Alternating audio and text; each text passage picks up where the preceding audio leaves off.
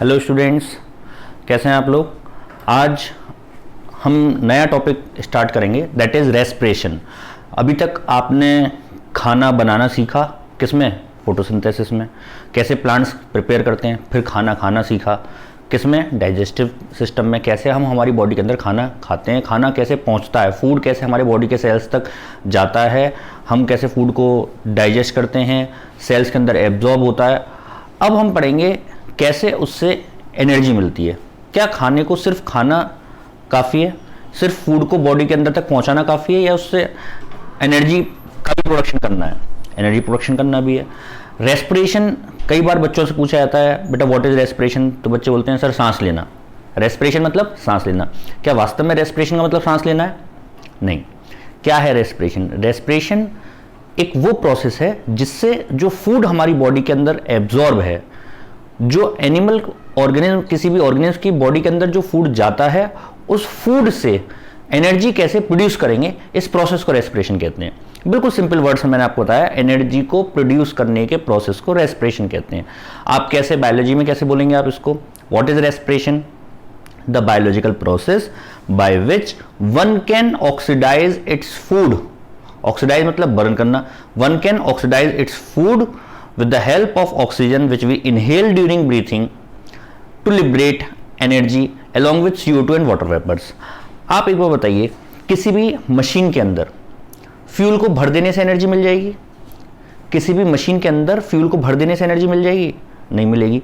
जैसे कि जनरेटर है, जनरेटर में अगर हमने डीजल को भर दिया तो उससे एनर्जी मिलेगी, इलेक्ट्रिसिटी प्रोड्यूस हो जाएगी? बिल्कुल नहीं होगी। अगर हमने किसी भी कोल इंजन में, कोयले का इंजन है, उसमें अगर हमने कोल फिल कर दिया, कोल को भर के इंजन भाग जाएगा? नहीं। बाइक में पेट्रोल भरती बाइक भाग जाएगी, स्टार्ट हो जाएगी? नहीं। उसको स्टार्ट करना पड़ेगा, उससे एनर्जी प्रोड्यूस करनी पड़ेगी। इसी तरीके से कोई भी मशीन है, किसी भी मशीन में अगर उसको फ्यूल ना दिया जाए, कोई भी इंजन है, कोई भी मशीन है, तो क्या बिना फ्यूल को बर्न करे एनर्जी प्रोडक्शन होगा? नहीं होगा। क्या करना पड़ेगा? उसको हमें प्रोड्यूस बर्न करना पड़ेगा और एनर्जी का प्रोडक्शन करना पड़ेगा। We all are the living machine. मैं एक मशीन हूं, आप एक मशीन है। हमारे आसपास जितने भी लिविंग ऑर्गेनिज्म है वो सब एक मशीन है, लिविंग मशीन है। बेटा यस और no? Exactly, it is a living machine. इस लिविंग मशीन में फ्यूल क्या है? हम सबके लिए फ्यूल क्या है? कई बच्चे बोल जाते हैं सर ऑक्सीजन फ्यूल है। ऑक्सीजन फ्यूल नहीं है, फ्यूल है हमारा फूड, जिससे एनर्जी प्रोड्यूस होती है। तो हमारे लिए फ्यूल क्या होगा बेटा? What is fuel for us? Food, or food. हम मशीन और हमारे लिए फ्यूल क्या है? फूड। उस फूड को खा लेने से, उस फ्यूल को भर देने से इस मशीन में क्या एनर्जी का प्रोडक्शन होगा? नहीं होगा। क्या करना पड़ेगा? यानी खाना खाओ और गैस पे बैठ जाओ। क्या ऐसा होगा? नहीं। फिर कैसे फूड बर्न होगा? फूड बर्न होगा with the help of what? With the help of oxygen. यानी ऑक्सीजन हमारी बॉडी के अंदर जाएगी और उस ऑक्सीजन से हमारी बॉडी का जो फ्यूल है वो बर्न होगा। ऑक्सीजन, हम कौन सी गैस इनहेल करते हैं? कौन सी गैस इनहेल करते हैं? ऑक्सीजन। बोलिए। बच्चे बोलते हैं यस सर ऑक्सीजन हम इनहेल करते हैं। हम लोग ऑक्सीजन सिलेंडर में बैठे हैं क्या? क्या ये ऑक्सीजन सिलेंडर में बैठे हो आप? नहीं। यहां पर सिर्फ ऑक्सीजन है, ये सारी गैसेज हैं? सारी गैसेज हैं। फिर हम ये क्यों बोलते हैं ऑक्सीजन गई? क्योंकि गैसेज तो सारी जाती हैं, लेकिन सारी गैसेस हमारी बॉडी में गई तो, लेकिन उस गैसेस में से ऑक्सीजन को हमारी बॉडी ट्रैप कर लेती है, बाकी गैसेस बाहर आ जाती हैं। इसलिए हम बोलते हैं कि ऑक्सीजन को हमने ट्रैप करा। ऑक्सीजन ही क्यों ट्रैप होती है? क्वेश्चन ये है कि सर ऑक्सीजन ही क्यों ट्रैप होती है, बाकी सारी गैसेस क्यों नहीं ट्रैप हो पाती? क्योंकि ऑक्सीजन को ट्रैप करने के लिए माइटोकॉन्ड्रिया में, आपने पढ़ रखा है, माइटोकॉन्ड्रिया में ऑक्सीसोम स्ट्रक्चर प्रेजेंट होते हैं जो ऑक्सीजन को ट्रैप करते हैं, जिसकी वजह से ऑक्सीजन हमारी बॉडी में ट्रैप होती है। ये बात समझ में आ रही है आपको? अब ऑक्सीजन हमारी बॉडी में गई, उस ऑक्सीजन की हेल्प से हमने फूड को बर्न करा। फूड बर्न कहां पर होगा? जहां पर ऑक्सीजन होगी। ऑक्सीजन कहां पर है? माइटोकॉन्ड्रिया में। माइटोकॉन्ड्रिया में ऑक्सीजन फूड बर्न होगा, वहीं पर एनर्जी का प्रोडक्शन होता है। इसलिए मैंने आपको बताया भी था, माइटोकॉन्ड्रिया को power house of the cell कहते हैं, क्योंकि एनर्जी का प्रोडक्शन वहीं पर होता है।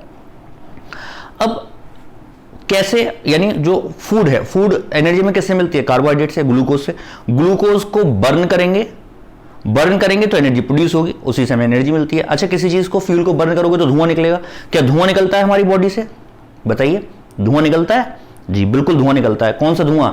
CO2 जो आप हर सांस पे बाहर छोड़ते हो, वो उस फूड के बर्न होने की वजह से ही धुआं निकल रहा है, CO2 निकल रही है।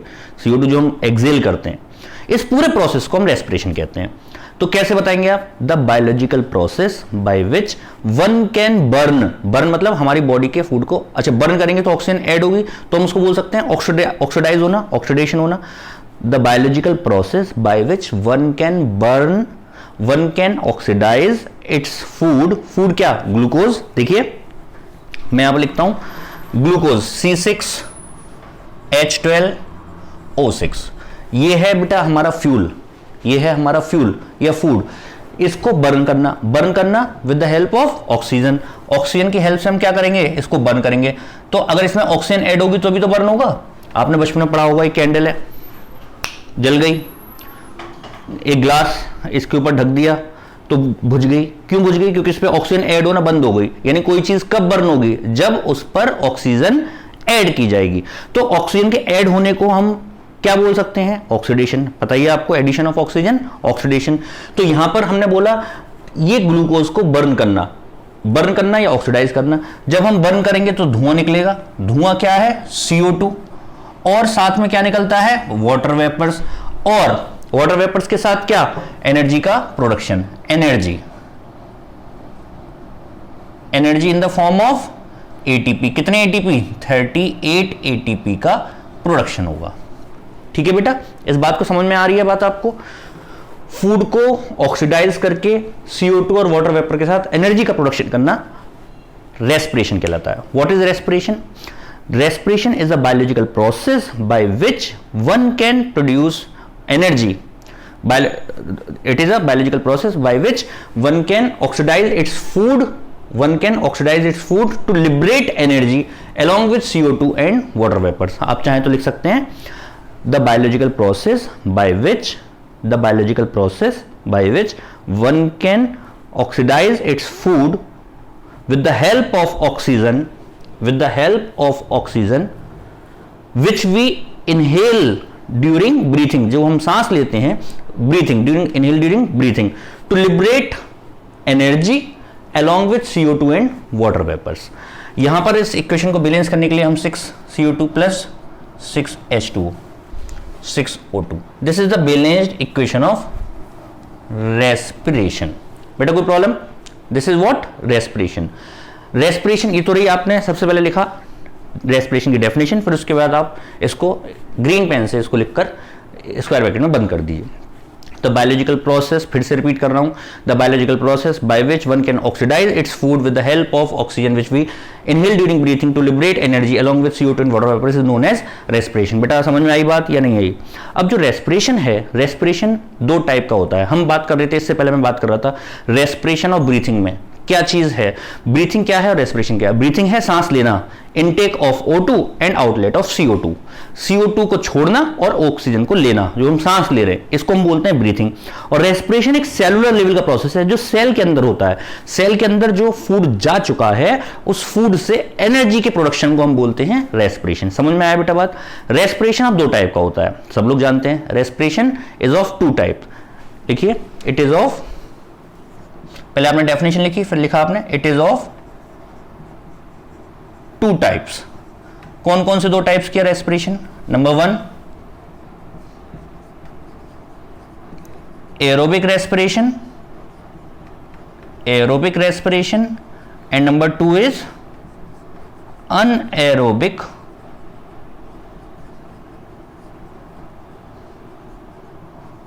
Respiration. Aerobic respiration and anaerobic respiration. Aerobic respiration जैसे कि नाम से पता लग रहा है, एरोबिक रेस्पिरेशन किसे बोलते हैं? जिसमें ऑक्सीजन की प्रेजेंस, जो ऑक्सीजन की प्रेजेंस में हो, और एनारोबिक रेस्पिरेशन जो ऑक्सीजन की एब्सेंस में हो। ये मैं नहीं बोल रहा, ऐसे बच्चा बोलता है और कुछ आपकी किताबों में भी लिखा हुआ है। देखिए, इसमें थोड़ा सा करेक्शन करेंगे हम। एरोबिक रेस्पिरेशन किसे बोलेंगे और एनारोबिक रेस्पिरेशन किसे बोलेंगे? एरोबिक रेस्पिरेशन, अच्छा एनारोबिक रेस्पिरेशन यानी without the oxygen of, without the oxygen respiration. Respiration का मतलब क्या? फूड को बर्न करना, और बिना ऑक्सीजन के फूड बर्न हो नहीं सकता। तो एनारोबिक रेस्पिरेशन में विदाउट ऑक्सीजन कैसे हो सकता है? हम यहां पर बोलेंगे in the limited supply of oxygen, in the limited supply. आपने देखा होगा जब कोई आपकी जो गैस स्टोव होता है उसकी जो फ्लेम होती है ब्लू फ्लेम के साथ बर्न होता है, कई बार येलो फ्लेम भी आ जाती है। येलो फ्लेम कब आती है? जब प्रॉपर ऑक्सीजन नहीं मिल पाती। इसी तरीके से एरोबिक रेस्पिरेशन, यहां पर हम बोलेंगे सफिशिएंट अमाउंट ऑफ ऑक्सीजन, यानी ऑक्सीजन सफिशिएंट है, और एनोबिक जिसमें ऑक्सीजन इनसफिशिएंट है, यानी जितनी जरूरत है उतनी ऑक्सीजन नहीं मिलेगी, तो हम उसको क्या बोलेंगे? Anaerobic respiration. What is aerobic respiration? देखिए अभी तक आपने लिखा रेस्पिरेशन क्या होता है, ये मेरे ख्याल से आपको अच्छे से समझ में आ गया होगा। रेस्पिरेशन क्या होता है? It is of two type, aerobic respiration and anaerobic respiration. Aerobic respiration क्या लिखेंगे? एरोबिक रेस्पिरेशन में लिखेंगे what is aerobic respiration? The respiration in which takes place in the sufficient amount of oxygen, is said to be aerobic respiration. What is anaerobic respiration? The respiration which takes place in insufficient amount of oxygen is said to be anaerobic respiration. सबसे पहले हम बात करते हैं aerobic respiration की। इतना लिख लीजिए आप, मैं इसको रब कर देता हूं। रब करें? ठीक है बेटा, ये रिएक्शन लिखिए और डेफिनेशन लिखेंगे पहले, फिर उसका ये लिखिए। अभी तक हमने पढ़ा रेस्पिरेशन क्या होता है और रेस्पिरेशन कितने टाइप का होता है। रेस्पिरेशन दो टाइप का होता है, aerobic respiration and anaerobic respiration. अब हम बात करते हैं, सबसे पहले हेडिंग डालिए aerobic respiration. Aerobic respiration, aerobic respiration किसे बोलेंगे? Which takes place in sufficient amount of, which respiration which takes place in sufficient amount of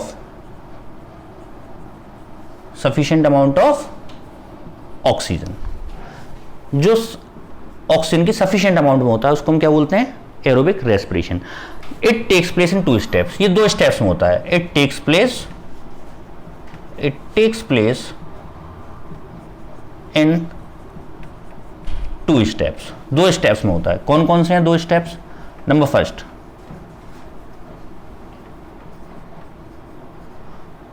glycolysis and number two Krebs cycle. Glycolysis and Krebs cycle.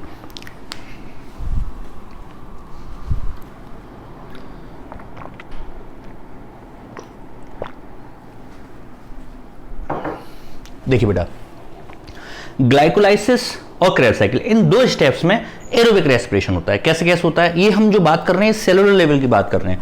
Human respiration, respiratory system एक अलग topic है। ये हम बात कर रहे हैं हमारी बॉडी, हमारे सेल्स कैसे एनर्जी का प्रोडक्शन करते हैं। देखिए ध्यान से, एरोबिक रेस्पिरेशन दो स्टेप्स में होता है, glycolysis and Krebs cycle. Glycolysis क्या होता है और क्रेब्स साइकिल क्या होता है? क्रेब्स साइकिल आप क्लास 9th में आपने पढ़ा होगा, माइटोकॉन्ड्रिया जब मैंने आपको पढ़ाया था तब उसमें, या आपने जब भी माइटोकॉन्ड्रिया पढ़ा होगा तो उसमें एनर्जी का प्रोडक्शन कैसे होता है ये क्रेब्स साइकिल के दौरान पढ़ा होगा। मैं एक बार आज फिर से बताऊंगा। पहले आप समझते हैं कि एरोबिक रेस्पिरेशन दो स्टेप्स में होता है। पहले स्टेप में glycolysis and second step is Krebs cycle. What is glycolysis? देखिए यहां पर टर्म्स, दो टर्म्स मिलकर बना है, glyco plus lysis. Glycolysis, glyco means glucose and lysis means to break. आपने पढ़ा होगा photolysis, electrolysis. Lysis means break होना, यहां पर ग्लूकोज का ब्रेक होना। ग्लूकोज ब्रेक होता है, क्यों होता है? देखिए हम समझते हैं इस बात को, और किस तरीके से ब्रेक होता है। देखिए मैं इसको रब करता हूं, पहले आप इसको इतना नोट कर लीजिए। एरोबिक रेस्पिरेशन टू स्टेप्स में, glycolysis and Krebs cycle. The first step is glycolysis.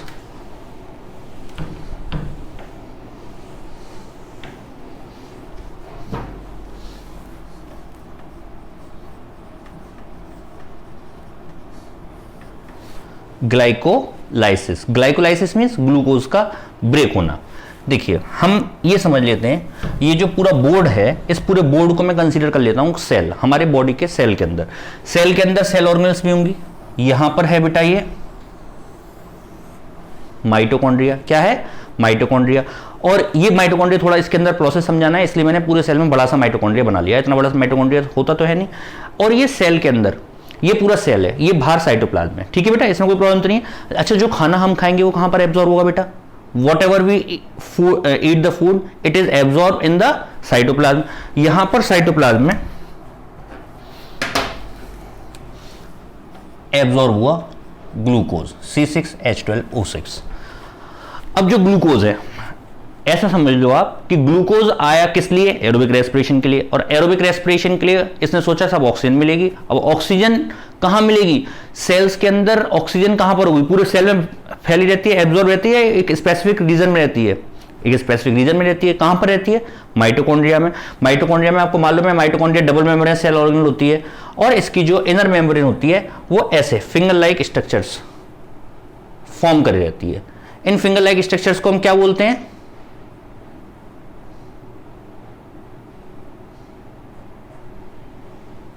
Oxysome. ये जो फिंगर लाइक स्ट्रक्चर्स होते हैं इनको हम बोलते हैं क्रिस्टी, और क्रिस्टी पर ये रैकेट लाइक स्ट्रक्चर्स होते हैं, इन रैकेट लाइक स्ट्रक्चर्स को बोलते हैं ऑक्सीसोम्स। आप लोग सब जानते ही हैं, ऑक्सी मतलब ऑक्सीजन एंड सोम्स मतलब बॉडी। सोमास एक ग्रीक टर्म है जिसका मतलब मैंने आपको बताया था बॉडी। तो यहां पर ऑक्सीजन यहां पर ट्रैप होती है पूरे में। ऐसा नहीं कि पूरे सेल में अगर हम एरोबिक रेस्पिरेशन, किसी सेल को एरोबिक रेस्पिरेशन हो रहा है तो उसमें पूरे सेल में ऑक्सीजन ऑक्सीजन होगी। अगर मान लीजिए अंबानी के पास, टाटा के पास, बिरला के पास बहुत पैसा है तो ऐसे तो है नहीं उनकी गैलरी में और वरांदे में या हर जगह वॉशरूम में आप जाओगे तो वहां पर भी हर जगह पैसे पैसे होंगे। उनकी भी तिजोरी में पैसे रखे रहते हैं, एक स्पेसिफिक जगह पे पैसे रखे रहते हैं। तो ऐसे ही यहां पर ये इसने सोचा कि साहब एरोबिक रेस्पिरेशन होगा तो यहां पर पूरे में ऑक्सीजन ऑक्सीजन होगा। साइटोप्लाज्म में तो ऑक्सीजन बहुत कम होता है, तो बेचारा दुखी होकर ग्लूकोज ब्रेक हो जाता है, टूट जाता है। किसमें टूट जाता है? आपने सुना होगा भाई मैं तो बहुत हर्ट हुआ, दुखी होकर टूट गया।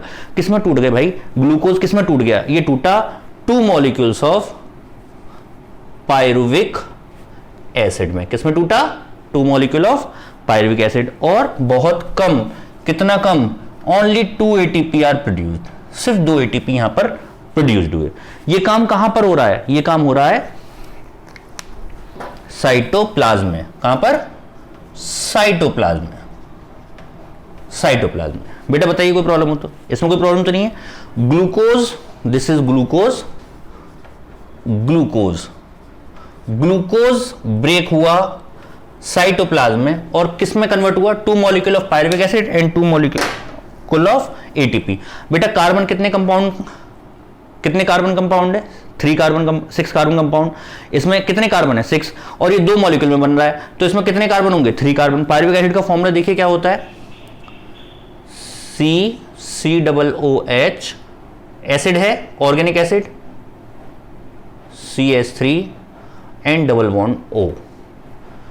This is the formula of pyruvic acid, structural formula of pyruvic acid, CH3, COOH and this. इसमें कितने कार्बन है? 1, 2 and 3। ये 3 कार्बन है। ये क्या हुआ बेटा? What is this? This is pyruvic acid। अब ये pyruvic acid और ये 2 ATP में ये प्रोसेस होगा ग्लाइकोलाइसिस। ये आगे आप क्लासेस में पढ़ेंगे। तो ये 9 स्टेप्स की एक सीरीज है जिसको हम बोलते हैं ग्लाइकोलाइसिस। 9 स्टेप्स में ये कन्वर्ट होता है, लेकिन अभी हमें यहां पर नहीं पढ़ना है क्योंकि इससे क्वेश्चन नहीं पूछे जाते हैं। सिंपल बस यहां से ये क्वेश्चन बनता है ग्लाइकोलाइसिस क्या होता है, ये कहां पर होता है और इसका प्रोडक्ट क्या होता है। ग्लाइकोलाइसिस ग्लूकोज का ब्रेकडाउन होना ऑक्सीजन के एब्सेंस में साइटोप्लाज्म के अंदर पायरुविक एसिड में कन्वर्ट होना along with the 2 ATP energy molecule is said to be glycolysis। इसके बाद अच्छा साहब अब ये किस लिए आया था? एरोबिक रेस्पिरेशन के लिए। हम क्या पढ़ रहे हैं? एरोबिक रेस्पिरेशन ही तो पढ़ रहे हैं। अब एरोबिक रेस्पिरेशन में किसके लिए आया था? Pyruvic acid. पायरुविक एसिड ही फिर एंटर करता है माइटोकॉन्ड्रिया के अंदर। मैं इसको रब कर देता हूं कंफ्यूजन ना हो, इसलिए सिर्फ हम माइटोकॉन्ड्रिया यहां पर एक आउटर बाउंड्री से शो कर रहे हैं।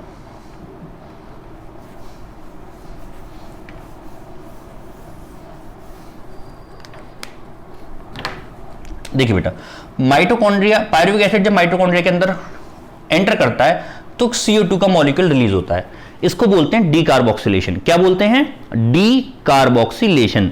डीकार्बोक्सिलेशन के दौरान ये कन्वर्ट होता है पायरुविक एसिड। बेटा समझ में आ रहा है यहां तक? कोई प्रॉब्लम तो नहीं है आप लोगों को? फिर से देखिए एक बार, ये जो ग्लूकोज है, ये ग्लूकोज पहले सेल्स के अंदर एब्जॉर्ब हुआ। एब्जॉर्ब होने के बाद ऑक्सीजन मिली नहीं, ऑक्सीजन के एब्सेंस में ये ब्रेक हो गया पायरुविक एसिड में और 2 ATP मॉलिक्यूल रिलीज हुए। इस प्रोसेस को हम बोल रहे हैं ग्लाइकोलाइसिस। ग्लाइकोलाइसिस। अब ग्लाइकोलाइसिस के बाद सेकंड स्टेप मैंने बताया था क्रेब्स साइकिल। क्रेब्स साइकिल के लिए जो पायरुविक एसिड है ये एंटर कर जाता है माइटोकॉन्ड्रिया के अंदर, और जब माइटोकॉन्ड्रिया के अंदर एंटर करता है तो ये एसिटाइल कोएंजाइम ए में कन्वर्ट होता है। किस में कन्वर्ट होता है? एसिटाइल कोएंजाइम ए में। Acetyl coenzyme A, acetyl coenzyme A यहां पर प्रेजेंट होता है ऑक्सैलो एसिटिक एसिड। ये सबस्ट्रेट है जो पहले से प्रेजेंट होता है। ये इसके लिए क्रेब्स साइकिल के लिए आप अगर और डिटेल में देखना चाहें तो मैंने इसमें बता रखा है आपको, जो माइटोकॉन्ड्रिया पढ़ाया था उसकी वीडियो आप एक बार दोबारा देख सकते हैं माइटोकॉन्ड्रिया की, उसमें और डिटेल में मैंने बता रखी है। फिर से मैं एक बार बता देता हूं, लेकिन फिर भी आप अगर देखना चाहें तो माइटोकॉन्ड्रिया की वीडियो देख सकते हैं क्रेब्स साइकिल के लिए। यहां पर ऑक्सैलो एसिटिक एसिड प्रेजेंट होता है। ऑक्सैलो एसिटिक एसिड और एसिटाइल कोए ये दोनों मिलते हैं और मिलकर एक कंपाउंड बनाते हैं सिट्रिक एसिड। क्या बनाते हैं बेटा? Citric acid. सिट्रिक एसिड फिर कन्वर्ट होता है आइसो सिट्रेट में। किसमें कन्वर्ट होता है? आइसो सिट्रेट में। आइसो सिट्रेट फिर कन्वर्ट होता है अल्फा कीटो ग्लूटेरिक एसिड में। किसमें कन्वर्ट होता है? अल्फा कीटो ग्लूटेरिक एसिड। अल्फा कीटो ग्लूटेरिक एसिड कन्वर्ट होता है सक्सिनाइल कोएंजाइम ए में। किसमें कन्वर्ट होता है? Succinyl coenzyme A. Succinyl coenzyme A convert होता है सक्सिनिक एसिड में। Succinic acid is then converted into fumaric acid. Fumaric acid is converted into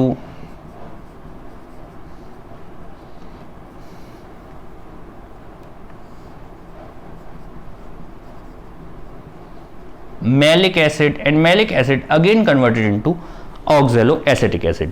अब ये जो ऑक्सैलोएसिटिक एसिड है, ये ऑक्सैलोएसिटिक एसिड फिर से इसमें एसिटाइल को साथ कंबाइन करेगा और ये साइकिल इस तरीके से चलती रहती है लगातार लगातार। अच्छा, इसमें देखिए फिर से एक बार रिपीट करते हैं। एसिटाइल को ये कहां से आया? पायरुविक एसिड जब एंटर करा इसके अंदर। पायरुविक एसिड कहां से आया?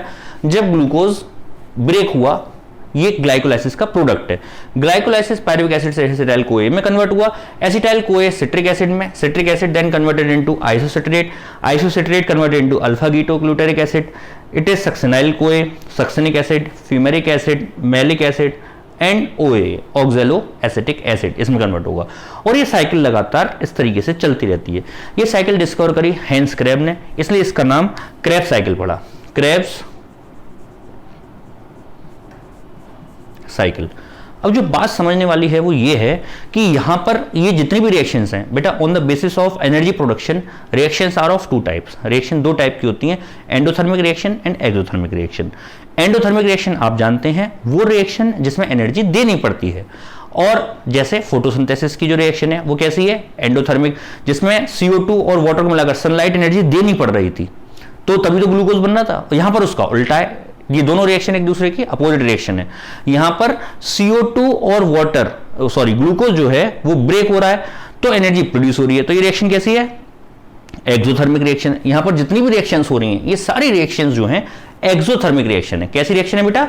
एक्सोथर्मिक रिएक्शन है, यानी हर रिएक्शन पे कुछ ना कुछ एनर्जी का प्रोडक्शन हो रहा है। ये नेट जो इसमें प्रोडक्शन होता है, नेट गेन जो होता है वो होता है बेटा 36 ATP। कितने ATP का होता है? 36। एक्चुअली जो प्रोडक्शन होता है वो 40 ATP का होता है, लेकिन 4 ATP इसमें खर्च हो जाते हैं चलाने में। जैसे आपको अगर मान लीजिए कहीं पर कोई सामान लेकर आना है और उस सामान के लिए, या आप ये मान लीजिए कहीं पर आप जॉब कर रहे हैं, आपने जॉब कर रहे हैं, आपकी जो जॉब है मान लीजिए 10,000 रुपीज़ की जॉब लगी, और 10,000 रुपीज़ की जब मानना है तो बढ़िया मानो, आपको 1 लाख रुपए की जॉब लगी। 1 लाख रुपए की अगर आपकी जॉब लगी और मान लीजिए 10,000 रुपये आपके आने जाने में खर्च हुए, तो आपको मिले तो 1 लाख रुपए, लेकिन जो नेट प्रॉफिट है वो 90,000 का होगा, क्योंकि 10,000 रुपीज़ किस में खर्च हुए? आने जाने में। इसी तरीके से यहाँ पर जो नेट प्रोडक्शन होता है वो होता है 40 ATP का, लेकिन जो नेट गेन होगा वो कितने का होगा? 36 ATP का। तो ये है क्रेब्स साइकिल। क्रेब्स साइकिल में कितना प्रोडक्शन होगा? नेट गेन कितना हुआ? 36। और 2 ATP कहां पर हुआ? पायरुविक एसिड जब प्रोडक्शन हुआ था ग्लाइकोलाइसिस में। तो एक ग्लूकोज मॉलिक्यूल से क्वेश्चन पूछा जाता है कंपटीशंस में, 11th एंट्रेंस में भी क्वेश्चन कई बार आ चुका है कि एक ATP से कितना प्रोडक्शन होता है। तो कितना प्रोडक्शन होगा बेटा? 38 एटीपी का प्रोडक्शन होगा। दूसरा, एमयू एंट्रेंस में यहां से एक और क्वेश्चन क्या आ चुका है कि which of the following substrate is not the product of, which of the following substrate is not the product of Krebs cycle, इनमें से कौन सा सबस्ट्रेट क्रेब्स साइकिल का प्रोडक्ट नहीं है। देखिए 4 ऑप्शन, फ्यूमेरेट, सिट्रेट, एसीटेट और मेलेट। देखिए एक एसिड इज रिप्लेस्ड बाय 8, जैसे अगर मैं यहां पर बोल रहा हूं सिट्रिक एसिड तो हम इसको बोल सकते हैं सिट्रेट, आइसोसिट्रेट हम इसको बोल सकते हैं isocitric acid, succinic acid succinate, fumaric acid fumarate, acetic acid acetate. तो क्वेश्चन ये आ चुका है which of the following substrate is not the product of Krebs cycle, इनमें से कौन सा सबस्ट्रेट क्रेब्स साइकिल का प्रोडक्ट नहीं है। तो कैसे बताएंगे, आपको याद होने चाहिए कौन सा सबस्ट्रेट नहीं है। फ्यूमेरेट, फ्यूमेरिक एसिड देखिए प्रोड्यूस हो रहा है, सिट्रेट सिट्रिक एसिड प्रोड्यूस हो रहा है, एसीटेट प्रोड्यूस नहीं हो रहा है, मेलिक एसिड भी यहां पर प्रोड्यूस हो रहा है, मेलेट, एसीटेट प्रोड्यूस नहीं होता। तो ये इसके लिए याद होना जरूरी है। मैंने आपको एक याद करने की ट्रिक भी बताई थी, एक बार फिर से बता रहा हूं। अगर विदेशी हमला हो जाए या विदेशी आतंकी हमला अगर हमारे पर हो जाए तो क्या हमारे प्रेसिडेंट साहब उससे बचा पाएंगे। इसको मैंने लिखा था, देखिए मैं फिर से लिख रहा हूं एक बार, can intelligent Kalam solve some foreign mafia operations. Can intelligent Kalam solve some, जब ये मैंने ट्रिक बनाई थी जब कलाम साहब थे, अब आप इसको कर सकते हैं, चेंज कर सकते हैं, कोविंद जी भी लिख सकते हैं, Kovind. Can intelligent Kovind solve some foreign mafia operations. Can, C for citric acid, देखिए C for citric acid, I for intelligent isocitrate, ketoglutaric acid ketoglutaric acid, S L succinyl coenzyme A, some S succinic acid, F foreign fumaric acid, M for malic acid and O for oxaloacetic acid. ये इस तरीके से आप इसको याद कर सकते हैं, अपनी कॉपी पर नोट कर सकते हैं। और ये क्रेब्स साइकिल कंप्लीट हुई यहां तक। यहां तक कोई आपको प्रॉब्लम हो तो बताइए, आप इसको नोट कर लीजिए, मैं आपको यहां तक वेट कर लेता हूं 2 मिनट, आप इसको नोट करिए प्लीज, फिर उसके बाद आगे बढ़ते हैं।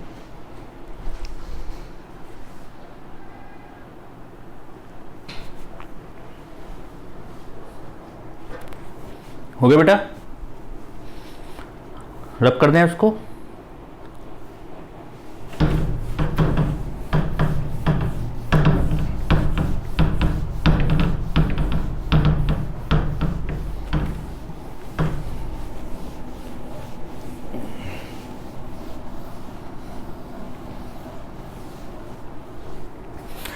इसके बाद हम बात करते हैं aerobic anaerobic respiration.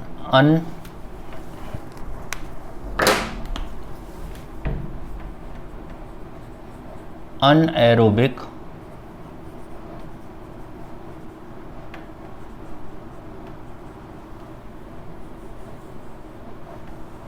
Respiration. Anaerobic respiration में क्या होता है बेटा, जो ग्लूकोज है वो ऑक्सीजन की एब्सेंस में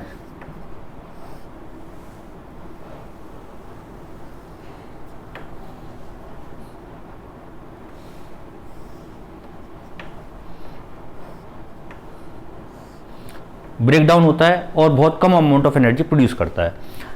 अगर हम पूछें कि हमारी बॉडी में, ह्यूमन बींग्स की बॉडी में कैसा रेस्पिरेशन होता है, एरोबिक रेस्पिरेशन तो या अनएरोबिक रेस्पिरेशन, क्या बोलेंगे आप।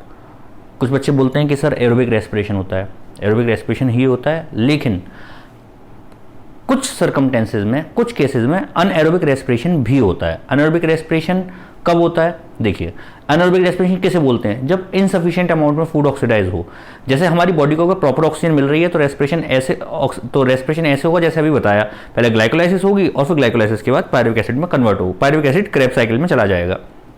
लेकिन अगर हम बात करें अच्छा, ग्लाइकोलाइसिस जो पर्टिकुलर पार्ट है, ग्लाइकोलाइसिस एनारोबिक रेस्पिरेशन का पार्ट है या एरोबिक का? एरोबिक का एक स्टेप है, लेकिन उतना स्टेप क्या ऑक्सीजन इन्वॉल्व होती है? नहीं होती, तो उसको हम क्या कंसीडर करेंगे? Anaerobic respiration. दूसरा, जब कभी भी हम बहुत हैवी एक्सरसाइज करते हैं, रनिंग करते हैं या बहुत विगरस एक्सरसाइज करते हैं, उस कंडीशन में क्या होगा, हमारे बॉडी के सेल्स को उतनी ऑक्सीजन नहीं मिल पाती जितनी की ज़रूरत है। फॉर एग्जाम्पल, अगर हम बात करें कि अगर हम रनिंग कर रहे हैं तो हमारी जो ड्यूरिंग रनिंग जो हमारे नी के सेल्स हैं, it needs lot of energy, वो बहुत ज़्यादा एनर्जी की रिक्वायरमेंट होती है, लेकिन उतनी तेज़ी से ऑक्सीजन मिल नहीं पाती। तो आपने देखा होगा जब हम भागते हैं तो हमारा मुंह ऐसे सांस हम लेते हैं, मुंह खुल जाता है जिससे कि ज़्यादा ऑक्सीजन जाए, लेकिन वो इतनी तेज़ी से एनर्जी की रिक्वायरमेंट होती है, उतनी तेज़ी से ऑक्सीजन पहुंच नहीं पाती। उस कंडीशन में क्या होगा, उस कंडीशन में ऑक्सीजन मिल नहीं पा रही, तो पायरुविक एसिड बजाय इसमें जो हमने क्रेब्स साइकिल में बताया था, पायरुविक एसिड क्रेब्स साइकिल में जाने के बजाय लैक्टिक एसिड में कन्वर्ट हो जाता है। किस में कन्वर्ट हो जाता है? लैक्टिक एसिड में। ग्लूकोज डायरेक्टली कन्वर्ट हो जाता है लैक्टिक एसिड में, और लैक्टिक एसिड जमा हो जाता है यहाँ पर जॉइंट्स पर। यहाँ अगर हम यहाँ पर वर्क कर रहे हैं, आप ऐसे ऐसे हैंड चलाकर अपने देखेंगे तो यहाँ के जो सेल्स हैं वो बहुत तेज़ी से वर्क कर रहे हैं, और बहुत तेज़ी से वर्क करेंगे तो थोड़ी देर बाद दर्द होने लगेगा। क्यों दर्द होने? करके देखिए, आप करिए, तेज तेज करके देखिए, और अगर आप करके देखेंगे तो यहाँ पर थोड़ी देर बाद दर्द होने लगेगा। क्यों दर्द होने लगेगा?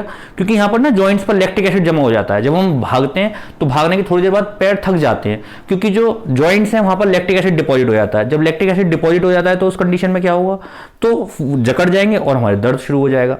फिर क्या होता है, थोड़ी देर बाद लैक्टिक एसिड डिसॉल्व होकर प्लाज्मा में चला जाता है, ब्लड में, और फिर लिवर में जाकर फिर से ग्लाइकोजन में कन्वर्ट हो जाता है। ये इंपॉर्टेंट बात बताइए, मैंने ध्यान से सुनिएगा। लैक्टिक एसिड फिर से जाकर ग्लाइकोजन में कन्वर्ट हो जाता है, और फिर ग्लाइकोजन से ग्लूकोज में फिर से कन्वर्ट होता है। यहां पर देखिए, हम बात कर रहे थे ग्लाइकोलाइसिस की, तो ग्लूकोज पायरुविक एसिड में कन्वर्ट होता है,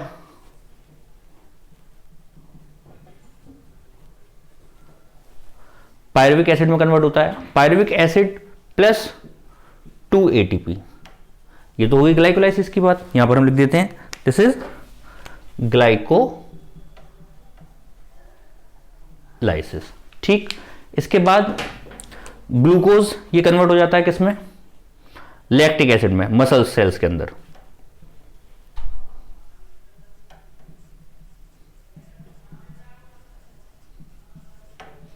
lactic acid plus 2H2O molecule. Lactic acid का फॉर्मूला आप यहां पर लिख सकते हैं COOH OH CH3 and H.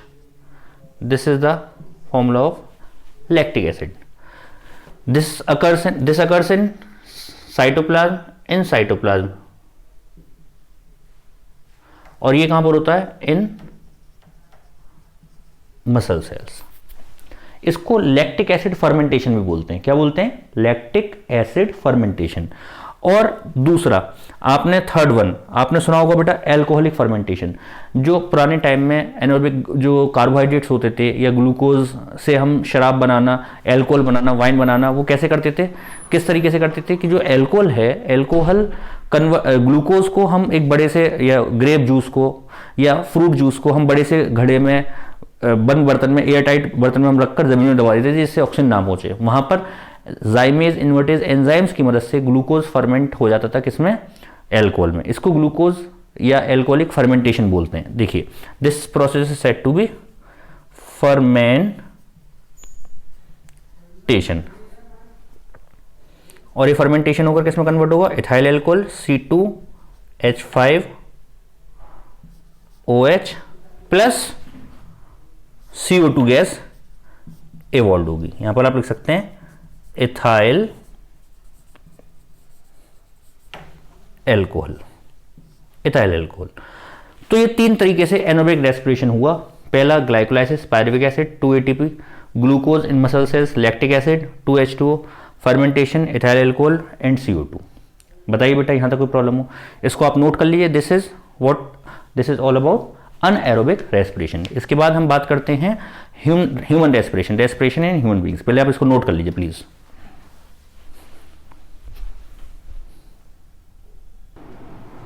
ठीक है बेटा, अब हम लोग शुरुआत करते हैं रेस्पिरेशन इन ह्यूमन बींग्स। वो आपने नोट कर लिया है, मैंने आप लोगों के लिए कुछ डायग्राम बनाकर रख रखे हैं आपका टाइम सेव करने के लिए।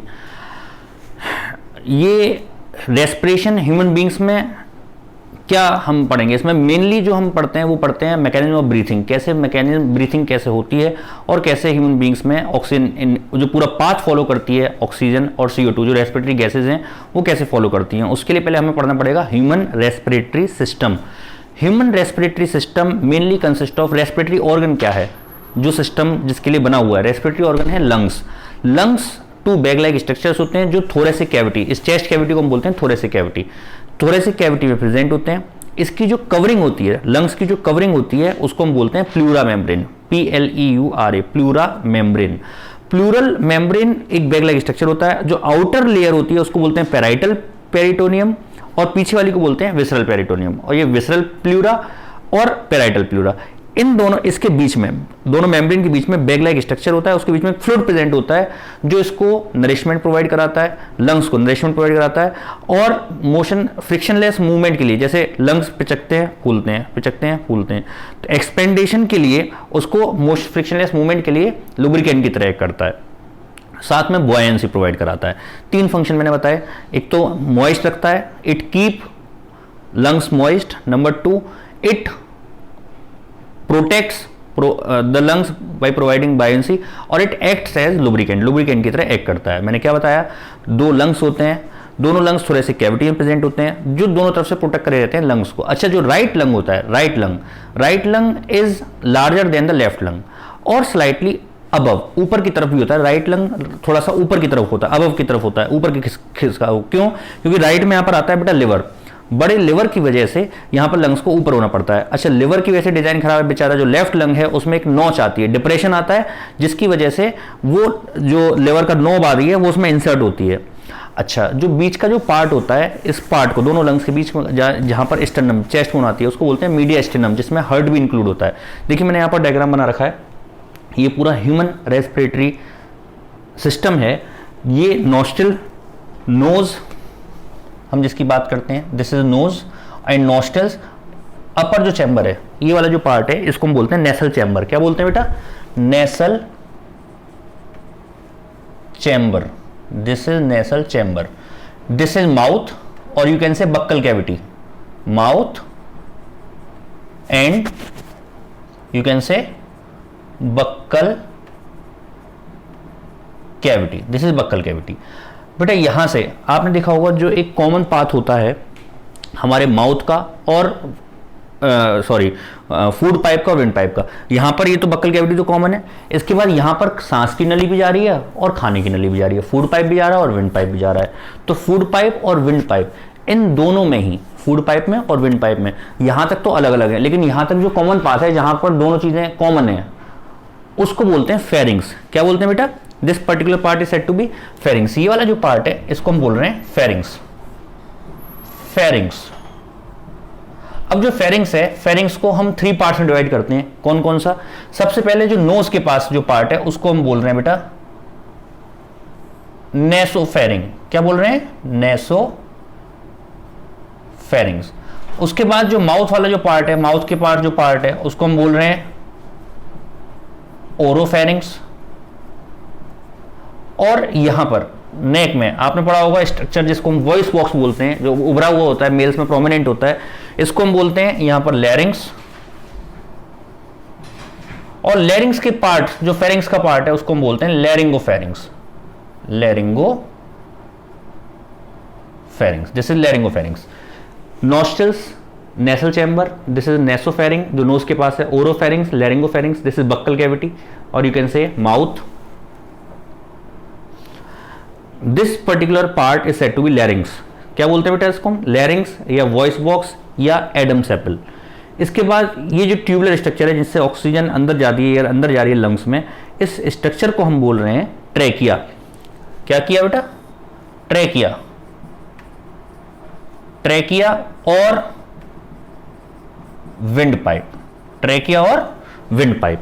इसके बाद यहां पर ये 2 पार्ट में डिवाइड हो जाती है, 2 अलग अलग ट्यूब्स में डिवाइड हो जाती है, जिसको हम बोलते हैं ब्रोंकाई। जो पहली ट्यूब है उसको हम बोल रहे हैं primary bronchi, then secondary bronchi, then tertiary bronchi, after that bronchioles. पहले प्राइमरी ब्रोंकाई और फर्दर डिवाइड हुई, सेकेंडरी और डिवाइड हुई, टर्शरी और डिवाइड हुई, bronchioles, then bag like structure जिसको हम बोलते हैं alveoli. Alveoli bag like structure है, जैसे हनी बी कॉम्ब होता है, इस तरीके से बैग लाइक स्ट्रक्चर्स होते हैं जे which is meant for exchange of gases, जो गैसेस के एक्सचेंज के लिए जरूरी होते हैं। CO2 वहां से डिफ्यूज होती है इन, और ऑक्सीजन बॉडी के अंदर जाती है यहां से।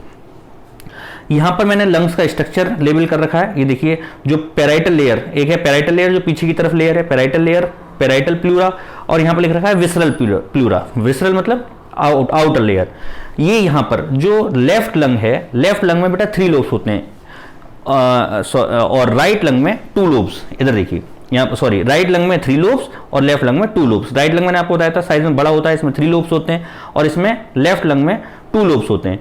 यहां पर इसको इंफीरियर लोब बोल रहे हैं और इसको सुपीरियर लोब बोल रहे हैं। हिस्सा, लोब मतलब हिस्सा, तो ऊपर वाले को बोल रहे हैं सुपीरियर लोब और इसको बोल रहे हैं इंफीरियर लोब। इसमें जो दोनों लोब्स को जो डिवाइड कर रहा है उसको हम बोल रहे हैं ऑब्लिक फिशर। फिशर मतलब डिप्रेशन होता है, ऑब्लिक फिशर। और यहां पर ये देखिए, ये हॉरिजॉन्टल फिशर है और एक ये ऑब्लिक फिशर है। हॉरिजॉन्टल फिशर ये ऊपर वाला जो लोब है इसको सुपीरियर लोब, यहां पर जो लोब है इसको इंफीरियर लोब बोल रहे हैं, और जो मिडिल वाला लोब है इसको बोल रहे हैं मिडिल लोब। तो 3 लोब्स में इसको डिवाइड करते हैं। लंग्स जो हैं ये रेस्ट करते हैं बेटा डायफ्राम पर। एक फ्लैप लाइक स्ट्रक्चर होता है जो हमारी थोरेसिक कैविटी को और एब्डोमिनल कैविटी को सेपरेट करता है, और वो इस तरीके से हमारी बॉडी में मूव करता है। बेटा इसमें कोई प्रॉब्लम तो नहीं है, यहां पर ये मूव करता है। और ये यहां पर देखिए, मैंने आपको बताया था कि लिवर की वजह से डिप्रेशन आता है, उसको यहां पर एक नॉच होता है, एक डिप्रेशन होता है, यहाँ लिवर यहां पर इंसर्ट करता है जिसकी वजह से डिप्रेस हो जाता है। इसको बोलते हैं कार्डियक नॉच। कार्डियक मतलब हार्ट यहां पर प्रेजेंट है, हार्ट के लिए स्ट्रक्चर है, और लिवर की वजह से ये जो स्लाइटली ऊपर, राइट लंग जो होता है स्लाइटली ऊपर की तरफ होता है। तो बेटा यहां तक इन बातों को, इस स्ट्रक्चर को समझने में तो मेरे ख्याल से कोई प्रॉब्लम नहीं आनी चाहिए। अच्छा, जो लंग्स का जो ऊपर की नोक होती है उसको अपेक्स बोलते हैं, और नीचे वाले साइड को बेस। यहां पर this is base of lungs. तो ये था पूरा कंप्लीट ह्यूमन रेस्पिरेटरी सिस्टम का स्ट्रक्चर। कैसे वर्क करता है अब हम देखते हैं इसको। देखिए, सबसे पहले जो एयर है, एयर हमारी बॉडी में कैसे एंटर करती है, थ्रू माउथ और थ्रू नॉस्ट्रल्स। दोनों तरफ से कर सकती है, माउथ से भी एंटर कर सकती है और नॉस्ट्रल से भी एंटर कर सकती है। But which is more beneficial, ज्यादा बेनिफिशियल किससे है, माउथ से। आपने कुछ लोगों को देखा होगा मुंह खोल सांस ले रहे हैं, तो ये ज्यादा हार्मफुल है या ये ज्यादा बेनिफिशियल है या नोज से। देखिए, नोज से breathing is more preferable. Question आता है breathing through nose is more preferable और breathing through mouth is more preferable. Breathing through nose is more preferable, ज्यादा प्रेफरेंस दी जाती है।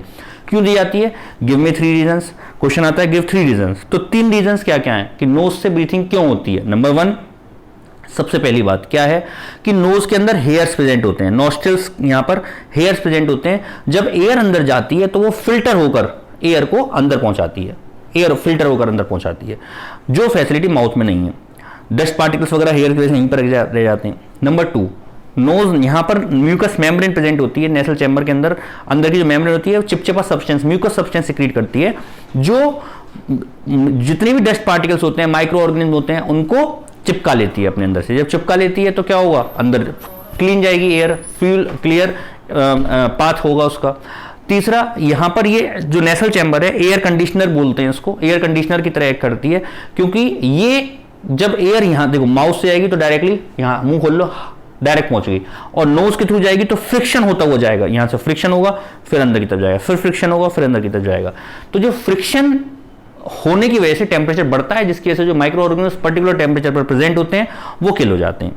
समझ में आ रही बेटा बात। मैंने 3 फायदे बताए आपको, सांस लेना है नोज से, माउथ से नहीं। क्या 3 रीजंस हैं। नंबर फर्स्ट नॉस्ट्रल्स में हेयर्स प्रेजेंट होते हैं जो फिल्टर करते हैं एयर को। नंबर 2, म्यूकस मेम्ब्रेन प्रेजेंट होती है जो स्टिक कर लेती है पार्टिकल्स को। Number 3, it acts as air condition of the respiratory tract. हम बात कर रहे हैं रेस्पिरेटरी ट्रैक्ट, एक टर्म मैंने यूज करा respiratory tract. What is respiratory tract. Respiratory tract क्या चीज है, रेस्पिरेटरी ट्रैक्ट बोलते हैं वो पाथ जहां से एयर पूरी बॉडी के अंदर एंटर करती है और फिर वहां से CO2 को लेकर वापस आती है, वो पूरे पाथ को हम रेस्पिरेटरी ट्रैक्ट बोलते हैं। देखिए, ये इस तरीके से एयर हम उस तरीके से मूव करेंगे जैसे जैसे एयर बॉडी के अंदर मूव कर रही है। ठीक है, सबसे पहले नोस्ट्रल्स में गई, नोस्ट्रल से फिर कहां पर आई, एयर। इधर देखिए, यहां पर मैंने बना रखा है आपके लिए रेस्पिरेटरी पाथ, रेस्पिरेटरी ट्रैक्ट। देखिए, एयर है, एयर सबसे पहले मूव करेगी नोस्ट्रल्स में, नोस्ट्रल्स हियर, एयर गई और मूव करा नॉस्ट्रल्स के अंदर। नॉस्ट्रल से कहां पर जाएगी? नेसल चैम्बर में जाएगी। नेसल चैम्बर्स, नेसल चैम्बर से नेसोफेरिंग्स, किस में जाएगी बेटा? नेसोफेरिंग्स। नेसोफेरिंग्स से ओरोफेरिंग्स। देखिए जो नेसोफेरिंग्स नोज के पास, नेसोफेरिंग्स माउथ के पास, ओरोफेरिंग्स और लैरिंग्स के पास लैरिंगोफेरिंग्स। फेरिंग्स में बता चुका the common path between the food for the food pipe and wind pipe. इसके बाद गई यहां से, इसके बाद जाएगी लैरिंग्स में। What is लैरिंग्स? लैरिंग्स क्या चीज होती है? लैरिंग्स होता है बेटा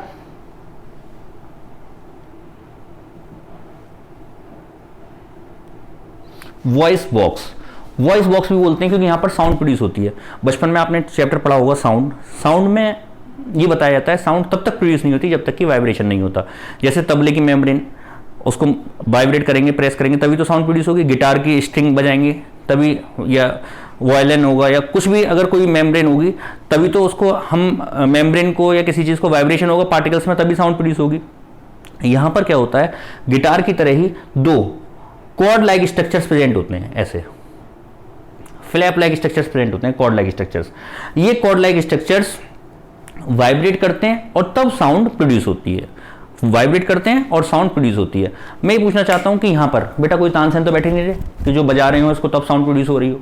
कैसे साउंड प्रोड्यूस होती है बताइए आप? कुछ बच्चे बोलते हैं कि सर साउंड प्रोड्यूस होती है यहां पर जब एयर जाती है। कैसे? एयर जब जाएगी तब, एयर अंदर जाएगी तब साउंड प्रोड्यूस होगी, और जब बाहर आएगी जब सांस लेंगे तब साउंड प्रोड्यूस होगी। बिल्कुल सही बात है। ये साउंड प्रोड्यूस तभी होती है जब एयर हम लेते हैं तब वो उसे वाइब्रेट करती है और साउंड प्रोड्यूस होती है। समझ में आ रही है बात? मैं आपसे क्वेश्चन पूछता हूं। अभी आप इस वीडियो को देख रहे हैं, सांस ले रहे हैं, जाहिर सी बात है सांस ले रहे हैं, चुपचाप बैठे हैं, सांस अंदर जा रही है बाहर आ रही है, आवाज़ तो नहीं आ रही। अगर इसके वाइब्रेशन एयर की वजह से इसका वाइब्रेशन होगा, और अगर एयर जा रही है और आ रही है बार बार तो वाइब्रेट हो रहे होंगे, और अगर ये वाइब्रेट हो रहे होंगे तो साउंड प्रोड्यूस होनी चाहिए। तो साउंड प्रोड्यूस क्यों नहीं हो रही सर? बताइए। ये क्वेश्चन आपके माइंड में आना चाहिए अगर बात समझ में आ रही है तो, कि होते एयर से ही वाइब्रेट हैं, लेकिन हमेशा साउंड प्रोड्यूस क्यों नहीं होती? देखिए सुनिए, जैसे एक गिटार है, गिटार की अगर स्ट्रिंग्स को हम लूज कर दें, बिल्कुल स्ट्रिक्ट रहती हैं, उसको हम बजाते हैं तभी तो वो आवाज़ प्रोड्यूस करती है। अगर उसको बिल्कुल ढीला कर दें, ऊपर से एकदम ढीला कर दें पूरी, तो वो वाइब्रेट होगी, वो प्रॉपर वाइब्रेट नहीं हो पाएगी और साउंड प्रोड्यूस नहीं होगी। जब एकदम टाइट रहेगी तब साउंड प्रोड्यूस होती है उसमें से। इसी तरीके से यहाँ पर जब हम बोलना चाहते हैं, ये हमारी लूज रहती हैं, वोकल कॉर्ड्स लूज रहती हैं। जब हम बोलना चाहते हैं, जो हमारा स्पीकिंग सेंटर है माइंड में, वहाँ से मैसेज जाता है, टेम्पोरल लोब से मैसेज जाता है ब्रेन से, तब यहाँ पर ये टाइट होती हैं। जब ये टाइट होती हैं तब हम, जब एयर वाइब्रेट करती है तब वो साउंड प्रोड्यूस होती है उसमें से। मेरे ख्याल से बात समझ में आई आप लोगों को? गुड। लैरिंग्स को इसलिए हम, अच्छा लैरिंग्स को एडम्स एप्पल भी बोला जाता है। It is also said to be Adam's apple या वॉइस बॉक्स या लैरिंग्स। समझ में आई बेटा बात? यहाँ पर ये लैरिंग्स, इसके नोट्स आप डाउनलोड कर सकते हैं, जो ऐप पर स्टडी मटेरियल दे रखा है उसमें प्रॉपर सब कुछ दिया हुआ है, पॉइंट बाई पॉइंट उसमें दिया हुआ है। आप लोग डाउनलोड करके उसकी हेल्प से अपनी कॉपी पर, अपनी बुक पर नोट्स बना सकते हैं इसके साथ साथ। क्योंकि ये पॉसिबल नहीं है कि मैं एक एक लाइन रेगुलर क्लासेस की तरह आपको बोलकर एक एक डेफिनेशन लिखाऊं। आप उसकी हेल्प से, जो मैं समझा रहा हूँ इसकी हेल्प से, आप उन नोट्स की हेल्प से अपने प्रॉपर नोट्स तैयार करते रहिए। जो बात ना समझ में आया वो आप मेरे को व्हाट्सएप ग्रुप जो आपका कोचिंग का बना हुआ है उसमें आप दे सकते हैं, या जो ऐप का आपका चैट बॉक्स है, डायलॉग बॉक्स है, उसमें आप बताइए, उसमें आपकी कोई भी मदद कर सकता हूँ तो बताऊँगा उसमें आप। देखिए बेटा, लैरिंग्स में गया, लैरिंग्स में साउंड प्रोड्यूस हुई। इसके बाद गया बेटा ट्रेकिया में। ट्रेकिया हम बोलते हैं विंड पाइप को। यहाँ पे ट्रेकिया में क्या होता है, विंड पाइप में सी शेप्ड रिंग्स प्रेजेंट होती हैं। क्या प्रेजेंट होती हैं? सी शेप्ड यानी सेमी सर्कुलर, हाफ, एक सर्किल नहीं है पूरा, सेमी सर्कुलर हाफ सर्किल की रिंग प्रेजेंट होती हैं, जो कार्टिलेज की बनी हुई होती है, जिनको हम बोलते हैं कार्टिलेजिनस रिंग्स। ये कार्टिलेजिनस रिंग्स क्यों प्रेजेंट होती हैं साहब यहाँ पर फैशन में? कोई देख रहा है बेटा इसको? क्या यूज है इसका, क्या सिग्निफिकेंस है? ये इसलिए प्रेजेंट होती है बेटा यहाँ पर कार्टिलेजिनस रिंग्स इसलिए प्रेजेंट होती हैं क्योंकि ये कार्टिलेजिनस रिंग्स जो हैं ये कोलैप्सिंग से प्रिवेंट करती हैं। जैसे ऐसे समझिए, आप कोल्ड ड्रिंक पी रहे हैं, आजकल तो कोल्ड ड्रिंक भी नहीं पी पा रहे होंगे, वैसे कोल्ड ड्रिंक तो मिल ही रही है मार्केट में। कोल्ड ड्रिंक आपने पी स्ट्रॉ से, बोतल से नहीं, स्ट्रॉ से कोल्ड ड्रिंक पी रहे हैं। आपने जैसी कोल्ड ड्रिंक पी और कोल्ड ड्रिंक है ही नहीं, उसमें खत्म हो गई, और खाली आप स्ट्रॉ पिएंगे तो क्या होगा? वो कोलैप्स हो जाएगा, पाइप पिचक जाएगा। होगा ऐसा? नहीं होगा। ऐसे समझ लीजिए कि ये दो कोल्ड ड्रिंक की बोतल हैं, ये 2 कोल्ड ड्रिंक की बोतल है और ये पाइप है, स्ट्रॉ है, और आप इसे सक कर रहे हैं। हम जब बाहर को सांस लेते हैं तो अंदर से तो एयर आती है। अगर मान लीजिए ये यहां पर अंदर कोल्ड ड्रिंक तो है नहीं, खाली बोतल में सिर्फ हवा है, अगर हम इसको एक्सेल करेंगे, बाहर की तरफ खींचेंगे तेज, ऊपर वाले को मालूम था कि गुस्सा जरूर आएगा इंसान को, गुस्से में तेजी से बोला, जैसे हवा तेजी से निकाली, एक्सेल करा, तुरंत कोलैप्स हो गया, पाइप पिचक जाएगा, नहीं पिचक जाएगा। उसको प्रिवेंट करने के लिए यहां पर क्या प्रेजेंट है बेटा, रिंग्स प्रेजेंट है, कार्टिलेजिनस रिंग्स प्रेजेंट है, which prevents the collapsing of this trachea. समझ में आई बेटा बात। इसके बाद जो ट्रेकिया है ये पाइप्स में 2 डिविजन्स में डिवाइड होता है, जिनको हम बोलते हैं ब्रोंकाई। पहला जो डिवीजन है वो प्राइमरी ब्रोंकाई, और जो डिवाइड हुई और फर्दर डिवाइड हुई secondary bronchi, then tertiary bronchi, then bronchioles, और फाइन हुई ब्रोंक्यूल्स, और फिर बाद में बल्ब शेप स्ट्रक्चर्स जिनको हम बोलते हैं एल्वोलाइज, जो बैग लाइक स्ट्रक्चर्स होते हैं जिसमें एक्सचेंज होता है मटेरियल का। तो ये पूरा पाथ है। देखिए सबसे पहले एयर जाएगी नॉस्ट्रल्स में, नॉस्ट्रल्स के बाद नेसल चैम्बर, नेसल चैम्बर के बाद नेसोफेरिंग्स, नेसोफेरिंग्स के बाद ओरोफेरिंग्स, ओरोफेरिंग्स, लैरिंगोफेरिंग्स। ये समझ में आया ना तीनों। नोज के पास जो है नेसोफेरिंग्स, माउथ के पास ओरल कैविटी के पास जो है ओरोकेविंग फेरिंग्स, लैरिंग्स के पास जो है लैरिंगोफेरिंग्स, देन लैरिंग्स, फिर ये लैरिंग्स आ गए। उसके बाद ट्रेकिया, ट्रेकिया के बाद देखिए ऊपर की तरफ जा रहा है, ये इस तरीके से पाथ पूरा बनाया है। Primary bronchi, secondary bronchi, tertiary bronchi, bronchioles, बहुत फाइन ट्यूब्यूल, ब्रोंक्यूल्स, फिर एल्वोलाई, एल्वोलाई से गया लंग्स में। एल्वोलाई बैग लाइक स्ट्रक्चर्स होता है जो करीब 72 मीटर स्क्वायर एरिया कवर करता है। अगर हम उसको, जैसे आप ऐसे समझिए एल्वोलाई कैसे प्रेजेंट होती है लंग्स में, जैसे ये लंग में यहां पर bulb shape structure, bag like structures present होते हैं, पूरे में एल्वोलाई प्रेजेंट, जैसे हनी बी कॉम्ब होता है, मधुमक्खी का छत्ता आपने छोटे छोटे देखे होंगे, ऐसे लंग्स में प्रेजेंट होते हैं। आपने कभी बचपन में खेले होंगे, बैलून से वो चटकनी बनाई होंगी, आपने बनाई है इस तरीके से, जो तो बैलून खुलाकर ऐसे ही आप मान लीजिए पूरी बड़ी सी चादर है, पूरी बेडशीट बची हुई है, आपने बेडशीट को उठाया और एक बैलून बनाकर उसको बांध दिया, फिर दूसरा बेडशीट का एक बीच में से पकड़ा, उठाया और बैलून बांध दिया, ऐसे 3-4 बैलून। अगर हम बहुत पूरी बेडशीट बैलून मानेंगे तो क्या होगा, पूरी बेडशीट सिकुड़कर छोटी हो जाएगी, कम एरिया में आ जाएगी। यही हाल लंग्स का है। लंग्स में ऐसे बैग बने हुए हैं जिससे ये पूरा जो, अगर हम पूरे लंग्स को खोल दें मेम्ब्रेन को, तो पता है कितना एरिया होता है, 72 मीटर स्क्वायर, बहुत बड़ा एरिया है, 72 मीटर स्क्वायर एरिया हो जाता है लंग्स का। इतना बड़ा एरिया कवर करता है। ये सरफेस एरिया बढ़ाने के लिए होता है जिससे ज़्यादा से ज़्यादा ऑक्सीजन हम इनहेल कर सकें और गैसेस एक्सचेंज कर सकें। तो ये समझ में आया आपको यहाँ तक कैसे ह्यूमन रेस्पिरेटरी सिस्टम वर्क करता है। इसके बाद मैं आपको बताना चाहूँगा कि कैसे, देखिए यहाँ पर जो लंग्स हैं, लंग्स एक फ्लैप लाइक स्ट्रक्चर, डायफ्राम पर रेस्ट, यहाँ पर रेस्ट करता है और ये डायफ्राम मूव करता है, इस तरीके से मूव करता है, ऊपर नीचे। डायफ्राम देखिए थोरेसिक कैविटी, उसको बोलते हैं थोरेसिक कैविटी, इसको बोलते हैं एब्डोमिनल कैविटी। स्टमक रीजन को एब्डोमिनल कैविटी, और जहां पर लंग्स प्रेजेंट होते हैं उसको थोरेसिक कैविटी। इन दोनों के बीच में एक पार्टीशन की तरह यहां पर प्रेजेंट होता है डायफ्राम। इसकी वीडियो भी मैं आपको दिखाऊंगा। इसके बाद आप एनिमेटेड वीडियो आप देख सकते हैं जिसमें ये प्रेजेंट, जिसमें आप देख सकते हैं क्लियरली किस तरीके से डायफ्राम ये मूव कर रहा है। डायफ्राम, ये वीडियो जरूर देखिएगा वो वाली, उससे आपको बहुत क्लियर विजन क्लियर हो जाएगा। मैं इसकी वीडियो डालूंगा अभी, जिसमें आप देख सकते हैं इस वीडियो के थ्रू किस तरीके से लंग्स वर्क कर रहे हैं और ये डायफ्राम की मूवमेंट भी दिखाएंगे। बहुत प्यारा एनिमेशन है, प्लीज जरूर देखिएगा। इसके साथ साथ जो डाइजेस्टिव सिस्टम की वीडियोस हैं वो भी मैं कोशिश कर रहा हूँ कि आपको डाइजेस्टिव सिस्टम की वीडियोस मैं आपको दिखाऊं, और उसमें जो एनिमेशंस हैं जिसमें डाइजेशन कैसे होता है, कैसे फूड बॉडी के अंदर जाता है, कैसे एचसीएल सेक्रेट होता है, वो सारी बातें उसमें हैं। आज प्लीज़ कोशिश करूँगा मैं उसको अपलोड करने की, आप देखिएगा उसको। देखिए यहाँ पर जो वीडियो जो डायफ्राम है, डायफ्राम जब ऊपर की तरफ जाएगा तो थोरेसिक कैविटी का जो वॉल्यूम है, अंदर का जो वॉल्यूम है, वो वॉल्यूम कम होगा या ज़्यादा होगा। जब डायफ्राम ऊपर की तरफ जाएगा तो जगह घेरेगी और थोरेसिक कैविटी का वॉल्यूम कम होगा। देखिए सुनिए, हम लोग क्या समझते हैं कि जैसे हमने सांस ली, थोरेसिक कैविटी का वॉल्यूम बढ़ गया, सांस छोड़ी, थोरेसिक कैविटी का वॉल्यूम कम हो गया। ऐसा नहीं होता,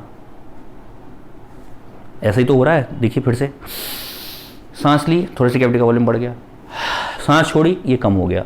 हम ऐसा समझ रहे हैं, जबकि होता क्या है, पहले कैविटी का वॉल्यूम बढ़ता है, सांस अपने आप अंदर जाती है। देखिए बैलून है, बैलून के अंदर हवा निकली, बैलून पिचक गया, या फिर बैलून पिचका इसलिए हवा निकल गई। बात एक ही हो रही है लेकिन दोनों बातों में डिफरेंस है। आर यू गेटिंग मी और नॉट? फिर से सुनिए, हवा निकल गई, बैलून पिचक गया, फ्लैसिड हो गया, और बैलून पिचका इसलिए हवा निकली।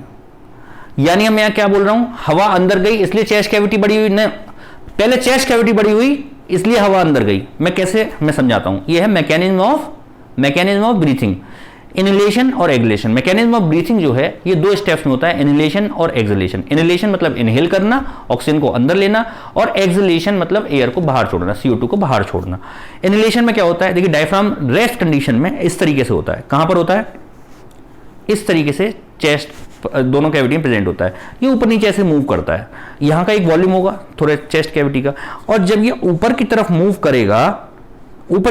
करेगा तो क्या होगा उस कंडीशन में, स्ट्रेस जब होगा तो उस कंडीशन में थोड़े से कैविटी ऊपर की तरफ जब आएगा तो यहाँ का जो वॉल्यूम होगा कम होगा। भाई आपका एक रूम है, उसमें चेयर टेबल्स फर्नीचर भरने हैं, तो जो उसका जो एयर के लिए जो वॉल्यूम है, जो एरिया है वो कम होता जाएगा, लोग आते जाएंगे तो जगह कम होती जाएगी, ये ऊपर जाएगा तो वॉल्यूम कम हो जाएगा। जब वॉल्यूम कम हो जाएगा तो प्रेशर बढ़ जाएगा। देखिए फिर से सुनिए,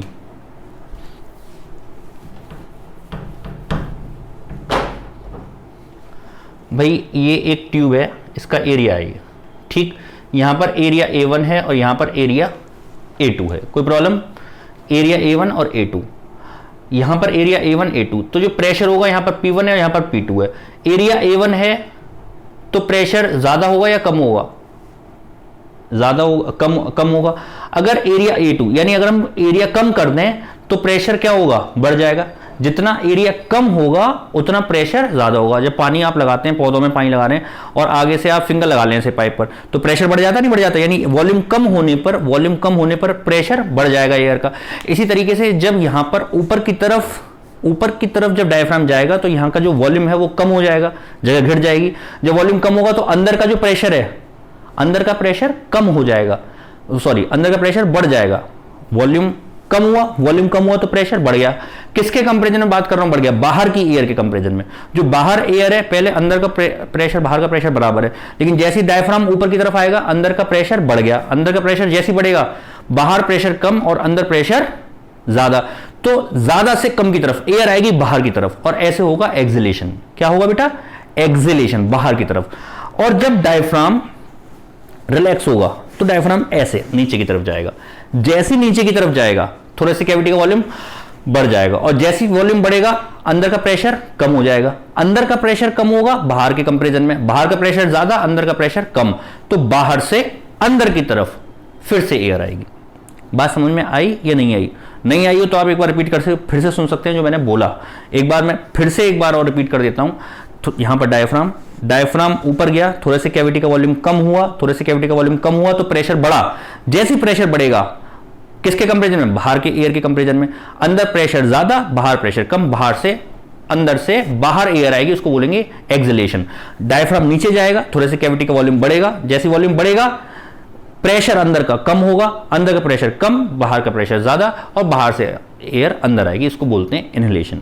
इसकी एक एनिमेटेड वीडियो भी मैं आपको दिखाऊंगा, उससे पहले आप इसको नोट कर लीजिए। ये यहां तक मैंने आपको बता दिया human respiratory system, respiratory tract और मैकेनिज्म ऑफ ब्रीथिंग, कैसे ब्रीथिंग का मैकेनिज्म कंप्लीट होता है। इसके बाद एक बहुत इंपॉर्टेंट टॉपिक अभी हमको पढ़ना है, pulmonary volumes and pulmonary capacities. आप इसको नोट कर लीजिए, फिर उसके बाद मैं उसको आपको समझाता हूं, प्लीज।